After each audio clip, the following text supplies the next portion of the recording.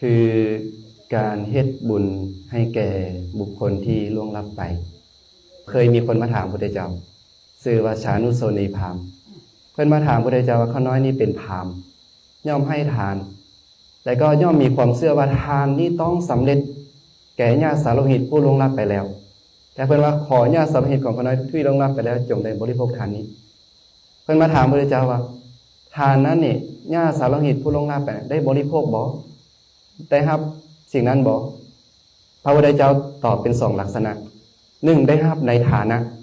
มีฐานะที่รับได้ก็มีแล้วก็มีฐานะที่รับบ่ได้ก็มีเอิ้นว่าอาฐานะอันนี้จะกล่าวโดยย่อๆเนาะถ้าเขาทำกรรมชั่วด้วยกายด้วยวาจาด้วยใจแล้วตายไปเกิดเป็นสัตว์นรกไปเกิดเป็นสัตว์เดรัจฉานญาติพี่น้องญาติสาโลหิตผู้อยู่เบื้องหลังกระทำบุญอุทิศไปหานี่พระพุทธเจ้าบอกว่าทานนั้นบ่สำเร็จแก่ผู้ที่ไปเกิดเป็นสัตว์นรกหรือสัตว์เดรัจฉานหรืออีกอย่างหนึ่ง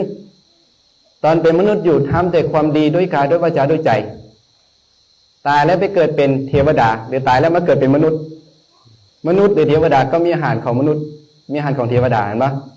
เพราะฉะนั้นนี่ทานนั้นก็บ่สำเร็จแก่ผู้ที่ไปเกิดเป็นเทวดาหรือมนุษย์เพราะเหล่านี้เขาก็มีอาหารเขาอยู่แล้วอันนี้ทั้ง4คติในเพิ่นเอิ้นว่าอาฐานะคือบ่แม่นฐานะที่จะได้บริโภคทานนั้นแต่ทานนั้นจะสำเร็จในฐานะใดถ้าเขาตอนเป็นมนุษย์ได้ทำกรรมชั่วด้วยกายวาจาใจอาจจะเบาบางมาเกิดเป็นเปรตญาติพี่น้องเพิ่นบอกเปรตนี่อยู่ในภพของเปรตเขาก็อาศัยอาหารอยู่ในของเปรตแล้วก็ได้อาหารอีกส่วนหนึ่งจากญาติสาโลหิตอุทิศ